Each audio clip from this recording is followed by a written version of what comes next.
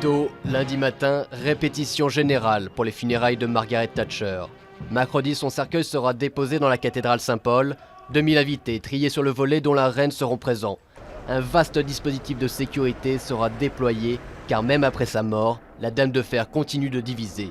Samedi, ils étaient des centaines dans le centre de Londres à célébrer la mort de l'ancienne Premier ministre britannique et beaucoup promettent de se faire entendre à nouveau le jour de l'enterrement. Quand vous pensez à ce qui se passe dans la société de nos jours, à toutes les coupes, la baisse dramatique du niveau de vie de la classe ouvrière, c'est une honte que l'on dépense plus de 10 millions de livres pour les funérailles de quelqu'un que tout le monde déteste de toute façon.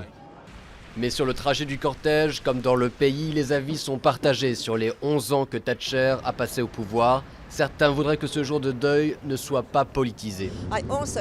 Je pense que ce serait consternant pour tous les chefs d'État qui viendront ici et qui pensaient vraiment du bien de Thatcher.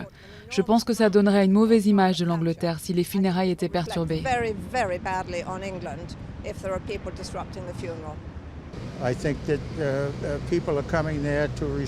Je pense que les gens vont venir ici pour montrer leur respect et lui dire au revoir comme il se doit.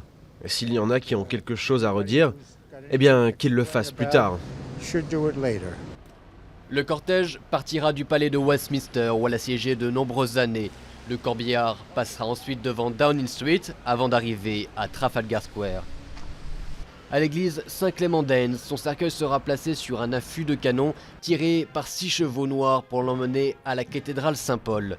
Ses cendres seront ensuite enterrées aux côtés de son époux à l'hôpital royal de Chelsea.